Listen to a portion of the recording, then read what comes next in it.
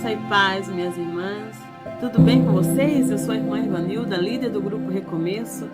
E nós estamos aqui para o nosso segundo vídeo. Pregando para você mesmo. Você já experimentou falar com você mesmo? Às vezes, quando a gente está fazendo um curso de oratória, a gente está fazendo um curso para aprender a se expressar melhor, os professores falam para a gente chegar na frente do espelho e falar com a gente mesmo, e pregar para a gente mesmo, e falar aquele assunto que a gente está estudando tanto para a gente mesmo. Mas não é nesse sentido que eu estou falando. Falar para você mesmo. É pregar para você mesmo. Por que pregar? Porque quando você prega, você está colocando para fora o que está cheio do teu coração. Não é coisa da mente, é coisa do espírito, é coisa do coração. Pregar para você mesmo é você se convencer das verdades que você fala. Porque a boca fala do que o coração está cheio. É isso que a palavra do Senhor nos diz. E você precisa pregar para você e crer no que você está pregando antes de falar para outras pessoas. Porque quando a gente fala de missões, né? Quando a gente fala do ID do Senhor, a gente fala de uma ordenança, que o seu nível de fé precisa crescer. O seu nível de fé ele não precisa ser apenas mantido, ele tem que crescer. E a gente aqui do Grupo Recomeço vai te ajudar nesse sentido. Nós queremos te ajudar. A sua fé não precisa ficar estagnada. A sua fé não vai ficar estagnada. Você precisa crescer na sua fé, no seu conhecimento, na sua confiança no Senhor. E aí você vai estar pronto para levar a mensagem de Deus, com o revestimento do Espírito Santo e com a força que Ele vai te dar para fazer essa ordenança se cumprir na sua vida. Amém? Vamos lá para o nosso segundo vídeo?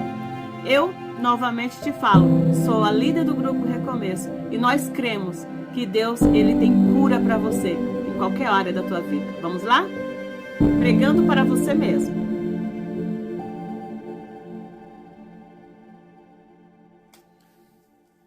Você sabe por que a gente está falando de você crescer? Porque se você não cresce, se a tua fé fica estagnada, se você fica apenas naquela conformidade de eu vou manter essa fé, você você incorre no risco de 3 coisas que podem acontecer com você e que geralmente acontecem. Vou te dizer, a primeira coisa que pode acontecer com você é você levar uma vida cristã no automático.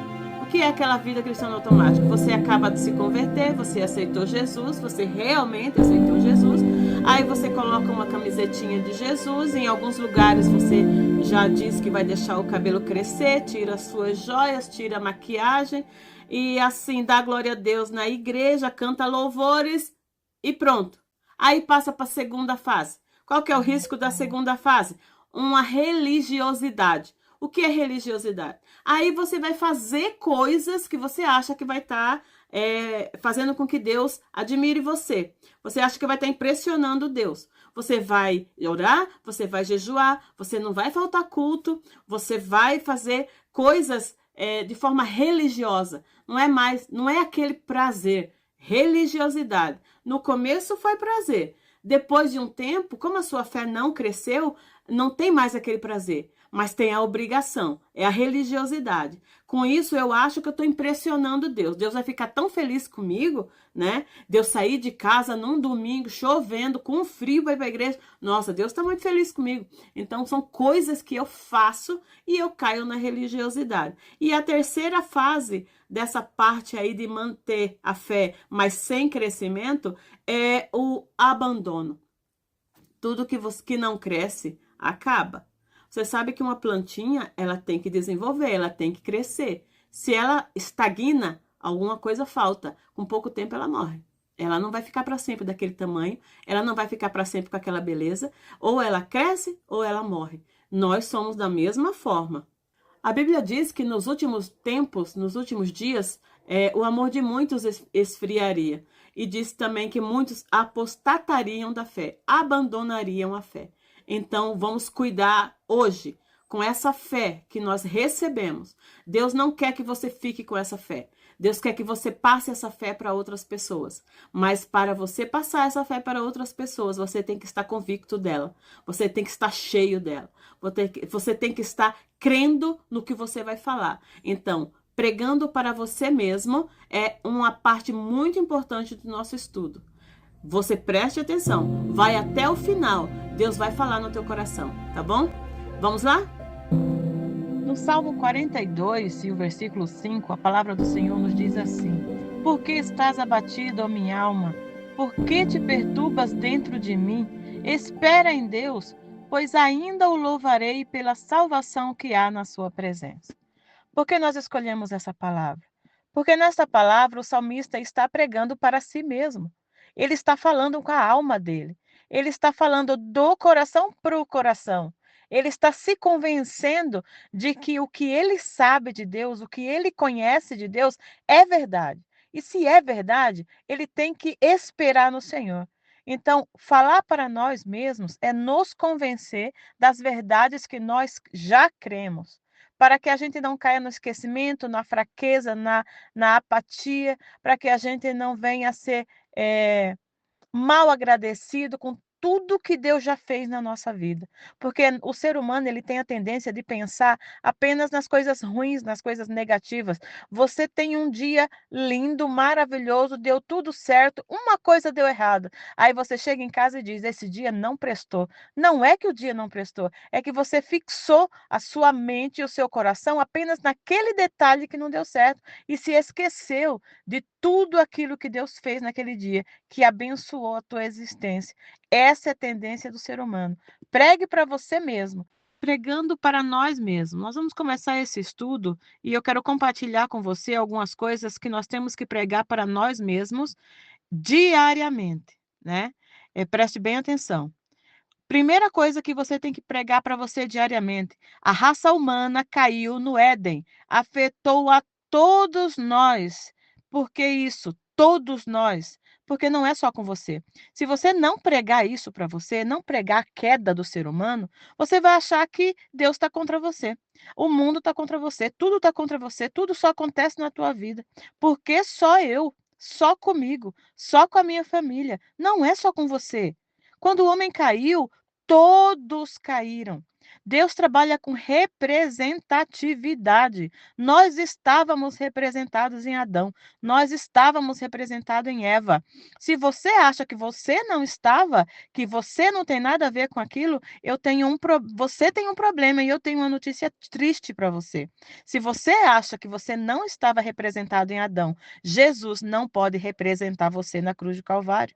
E como fica a tua salvação? Você sim estava representado em Adão e Eva. E as desgraças que começaram a acontecer nesse mundo por causa do pecado, por causa da queda do homem, não é só com você, é com o mundo inteiro. Por que que eu tenho essa doença? Por que que veio sobre mim essa doença? Milhares de pessoas têm essa doença. Porque só a minha vida, porque só a minha vida sentimental é assim. Ora, a tristeza, a solidão, o mau caratismo afeta o mundo inteiro, não é só com você.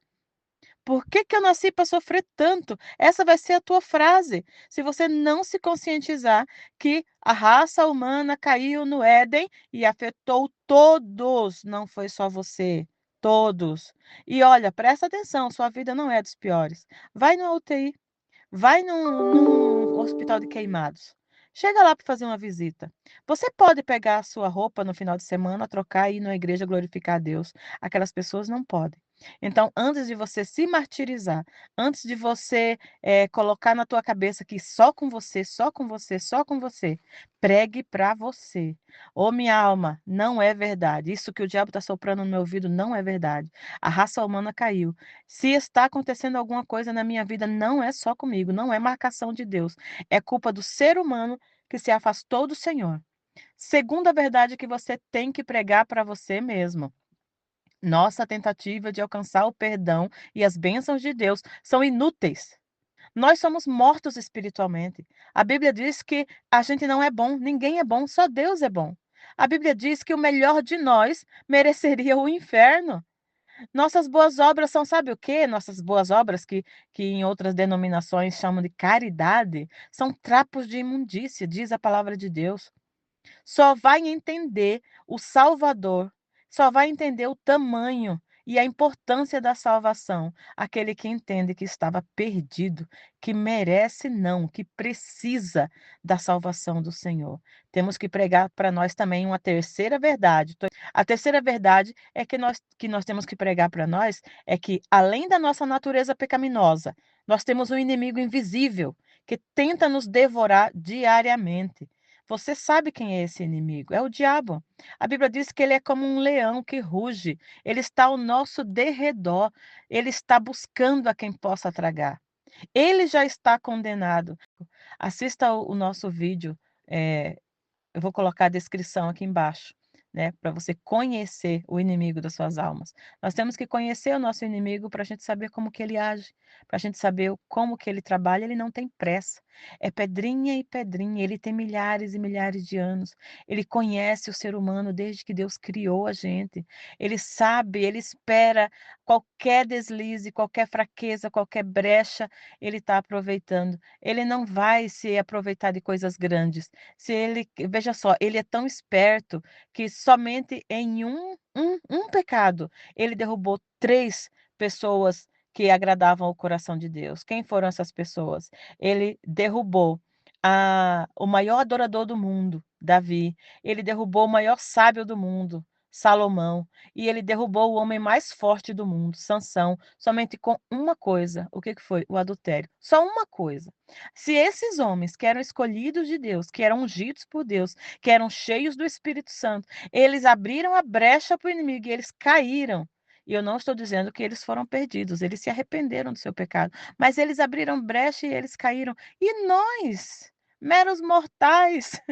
Então, gente, não desdém do inimigo. Ele tem poder, ele sabe como trabalhar e ele não tem pressa. Quarta coisa que você tem que pregar para você mesmo diariamente: Deus enviou o seu filho para nos resgatar. Quando a gente fala que Deus enviou Jesus para nos resgatar, eu não estou dizendo que é o resgatar lá na cruz dos nossos pecados para a gente viver no céu. Não é só isso. O resgate de Jesus não deve ser simplesmente colocado como unicamente a salvação e mais nada, nós estamos por nossa conta. Não. Resgatar hoje, resgatar no domingo, resgatar na segunda, na terça, na quarta, ele resgata todo dia, ele resgata você do vício, ele resgata a sua família, seu casamento, ele resgata você da depressão, ele resgata você da solidão. O resgate de Jesus é completo, a alegria que ele tem para nós é completa. Só que antes, você tem que ter um caso de amor com Jesus. Não limite a obra da cruz somente ao céu. Quinta coisa que você tem que pregar para você todos os dias: a salvação é para todos, mas só usufruirão dela quem for a Jesus com arrependimento. Ai, agora eu fiquei feliz, irmã Iva, porque eu me converti já disse sim para Jesus. Lá em 8/8/88, eu disse sim. Não estou falando disso. Não estou falando que você naquela data, naquele dia, naquele horário, naquele lugar, você se entregou para Jesus. Isso é marcante, isso é importante, isso é o pontapé inicial para a sua vida, mas você tem que dizer sim para Jesus todo dia. Todo culto você tem que dizer sim. Mas eu tenho que ir lá na frente todo culto? Não necessariamente, se você sentir, você pode ir, mas não necessariamente. Eu não estou falando aqui de ressalvação. Não estou dizendo que você aceitou Jesus, amém, você está salvo. Seu nome foi escrito no livro da vida. Daí você pecou, vai lá o anjo, apaga. Olha que neura que esses anjos ia ficar. Você vai lá, peca, o anjo vai lá, apaga. Aí você se arrepende, o anjo vai lá, escreve de novo. Não é isso que eu estou dizendo. No momento que você entregou sua vida para Jesus, de todo o seu coração, arrependeu-se da sua vida, dos seus pecados, seu nome foi escrito no livro da vida e ninguém apaga. Vai ficar lá. Então, quando o cristão, quando o crente peca, que ele vai pecar porque ele não é infalível, ninguém é infalível. Então, você só precisa se arrepender. Quando você se arrepende, você volta a ter a comunhão que você tinha com Deus, mas o teu nome não sai do livro da vida, né. Pecou? Se arrependa. O que você não pode fazer é ter uma vida de pecado. Você não pode viver pecando. A Bíblia diz que aquele que nasce do Senhor, ele não tem prazer no pecado, ele não vive pecando. Se você vive pecando, se você tem prazer no pecado, você ainda não se encontrou com Deus. Você pode estar até dentro da igreja, seja qual for a denominação, mas você ainda não se encontrou com Deus. Eu sinto muito. Pregue isso para você diariamente. Vamos lá. Sexta coisa que você tem que pregar para você diariamente: quando Cristo entra na vida de alguém, o poder do pecado é quebrado. É quebrado sim. Você pode estar com a boca cheia d'água, com vontade de tomar aquela pinga, mas você não toma. Você olha a tentação e você diz para ela assim: "Olha, eu tô te querendo demais, mas não, não quero você. Não vou ceder à tentação". Porque o pecado não está em sentir o desejo de pecar, o pecado está em ceder ao pecado. Foi isso que Deus falou para Caim, eh, e Caim infelizmente não entendeu. No mundo, eles dizem que o crente não pode fazer nada, né. "Ah, eu não vou ser crente, porque crente não pode fazer nada". Crente, na verdade, o crente é que está preso. Não, é no mundo, eles estão presos e eles não veem isso, né. Quando a gente diz que eles estão presos no pecado, fala para um fumante passar um dia, uma semana sem fumar. Ele não consegue. Por quê? Porque o diabo, ele escolhe o vício, ele coloca a pessoa no vício e ele prende a pessoa no vício. A pessoa não tem mais controle. "Ah, eu paro quando eu quiser", então para. Quero ver você parar. Não para, né, não para. Agora nós escolhemos não fumar. Se eu quiser, eu posso ir no mercado, comprar um cigarro e fumar.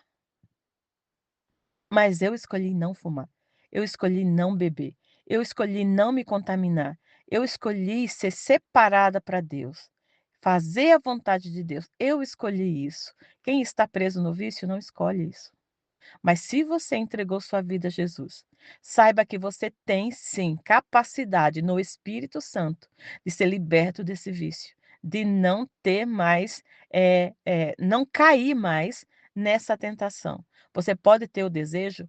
Pode, mas você tem sim força suficiente de abandonar. Você talvez já abandonou até vícios maiores do que esse. Como que uma pessoa que conseguiu ser liberto das drogas não consegue ser liberto de um cigarro? Claro que consegue, claro que consegue. O Espírito Santo que ajudou você a ser liberto das drogas é o mesmo que tem poder de fazer você ser liberto de qualquer outra coisa. Você tem que querer, é uma vontade que tem que partir de você. Então você tem que pedir força ao Espírito Santo e não cair, e queimar tudo que tem na tua casa que não agrada a Deus. Tira da tua casa, da tua vida, tudo que não agrada a Deus. Vigiar é isso, eu quero parar de fumar, mas eu tenho uma carteira de cigarro guardada, aí você não está vigiando. Você tem que queimar, acabar com tudo. E toda vez que vier o desejo de cair naquele pecado, você vai repreender em nome de Jesus e vai dizer: "Eu sou do Senhor", e não vai cair nele. Vai depender de você. A força você tem, porque você tem o Espírito Santo. Eu estou falando para crente, eu estou falando para cristão, eu estou falando para aquela pessoa que já entregou a vida a Jesus e que sabe que o Espírito Santo mora nele. O Espírito Santo, sim, te dá tudo o que você precisa para se afastar do que não agrada a Deus. A Bíblia diz que nós temos a salvação. Nosso nome não vai ser apagado do livro da vida, mas a gente tem que nos manter separados, nos manter fiéis até a morte, né? Sede fiéis até a morte e dar-te-ei a coroa da vida. A sétima verdade que nós temos que pregar para nós mesmos é que nenhum cristão está sozinho, porque o Espírito Santo está conosco. Por que eu estou falando isso? Porque é uma coisa que o diabo vai colocar na tua mente e você está sozinho. Ninguém gosta de você, você não tem ninguém.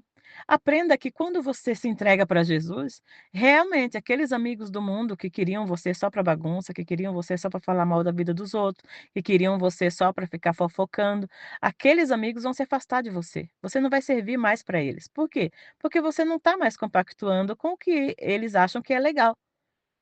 Mas você não está sozinho. O crente sozinho, Ele é maioria. Por quê? Se você estiver num ambiente só você, você já está em mais de 4, porque é você, Pai, Filho, Espírito Santo e mais os anjos. Então você nunca vai estar sozinho. Nunca, nunca, nunca, nunca. Eu lembro uma situação, uma época da minha vida que eu me senti muito sozinha, muito sozinha. Eu estava entrando em depressão. E um dia eu falei: "Deus, eu estou sozinha, Deus me ajude, Deus faça alguma coisa, porque eu estou me sentindo muito sozinha". É isso que você tem que fazer, falar com o Senhor, te abençoar. Irmã Ivanilda, eu não confio em ninguém, eu não confio em pastor, eu não confio em pastora, eu não confio em ninguém. Não confia em ninguém, então você tem o quê? Tem 2 mãos, pega a tua mão, coloca na tua cabeça e abençoa você mesmo. Abençoa. Martinho Lutero chegava até a expulsar demônio dele mesmo. Quando ele estava se achando num momento da vida dele que ele não estava com forças suficientes para fazer a vontade de Deus, ele colocava a mão na cabeça dele. Então coloque a mão na sua cabeça. Abençoe a sua vida. Abra lá na Bíblia a bênção apostólica, leia ela para você e abençoe. Coloque sobre você a bênção de Abraão e fale a palavra de Deus, decrete vitória na sua vida e peça que, em nome de Jesus, o Senhor reine e que seja para a glória dele. Mas se você tem alguém, converse com essa pessoa. Estou falando de pessoas idôneas, pessoas cristãs, pessoas que realmente temem a Deus. Não é pessoas que têm nome de cristão, não. E eu quero dizer a você que aqui no Grupo Recomeço você tem pessoas assim. Você tem a mim e você tem várias pessoas que podem orar com você e por você. Por isso que a gente abre o grupo de vez em quando para pedidos de oração. Você não precisa nem explicar o que você está passando. Se quer explicar, fala com a gente no privado. Mas Deus, ele escuta as nossas orações. Nós temos certeza disso. E Deus, ele vai mudar e ele quer mudar a sua vida. Oitava verdade: o cristão permite Jesus guiar a sua vida. Como? Através do jejum, da oração, da leitura da Bíblia e da comunhão com os irmãos. Eu vou dizer uma coisa para você. Você não pode fazer essas coisas como religiosidade, você tem que fazer essas coisas naturalmente, como se fosse faz parte da sua vida. Acordar, tomar um cafezinho é legal, faz parte da sua vida. Você acorda, escova os seus dentes, toma um café, então vai fazer parte da sua vida uma outra rotina. A rotina do cristão é: acorda e, antes de tudo, fala com Deus. Você não precisa passar 30, 40 minutos de joelho falando com Deus. Às vezes até no teu travesseiro. Fala com Deus. Senhor, bom dia. Espírito Santo, bom dia. Eu acordei, Senhor. Muito obrigada por eu estar acordada. Senhor, eu te peço, ajuda-me, Senhor, a falar da tua palavra hoje. Me ajude a fazer a sua vontade hoje. Me ajude a perceber as armadilhas do inimigo. Me ajuda, Senhor, a ser o que o Senhor quer que eu seja hoje. Ajuda-me, Senhor, a vencer as minhas mazelas, a vencer o meu pecado. E fica comigo, Senhor, em nome de Jesus. Olha, só isso. Não precisa de mais nada. Mas fale com seu pai. Antigamente, a Bíblia fala que Adão, ele passeava com Deus. Deus descia no jardim para passear com Adão e conversar com ele na virada do dia, quer dizer, sempre no final da tarde. Adão ia dormir com aquela palavra quente do Senhor no seu coração. Gente, vamos dormir com a palavra do Senhor no nosso coração. Para de gastar tempo no TikTok vendo besteira. Para de gastar tempo vendo filme que não vai te agregar em nada, vendo novela que não vai te agregar em nada, vai te ensinar só a falar palavrão e trair teu marido, a tua esposa. Gente, vamos assistir filmes, mas filmes que agreguem. Vamos ler coisas que agreguem. Abra a internet, ouça uma pregação, veja um filme cristão, coisas que vão te fazer crescer, não que vão fazer a tua mente devagar no que não presta, nas coisas desse mundo. Entendeu? O cristão, ele permite que Jesus guie a sua vida. A Bíblia tem resposta para tudo. Deus, ele tem sim como direcionar a sua vida em todas as decisões que você tem que tomar. Você só precisa dar ouvidos a esse Deus. Irmão, mas como que eu faço para Deus falar comigo? Eu tenho que procurar um profeta? Não. Se Deus quiser falar com você, como ele falou com Samuel, amém? Porque com Samuel ele falava aos ouvidos de Samuel: "Samuel, Samuel", falava. Agora, se Deus quer falar com você como ele falava com José, através de sonhos, amém, Deus pode. Deus quer falar com você como falava com Moisés, vai te levar num monte e vai se mostrar a você, amém. Acho difícil agora nesse momento de vida que nós estamos passando, mas se ele quiser, ele pode. Só que ele deixou uma coisa que você não está dando muita bola, é a palavra do Senhor. A palavra do Senhor é a Bíblia. Como que a gente vê Deus falando, abrindo, Deus calado, fecha, Deus falando, abre, Deus calado, fecha. É assim. Você quer ouvir Deus falar? Então leia a palavra de Deus. Nós estamos com aquela leitura do Novo Testamento. Como está a tua leitura? Volte para a tua leitura. Nós vamos começar agora, nesse momento dessa gravação desse vídeo, nós estamos entrando no livro de Atos. Ah, mas eu nem comecei ainda. Então comece. Nunca é tarde. Não na verdade que você tem que pregar para você mesmo. Estamos caminhando para o final já.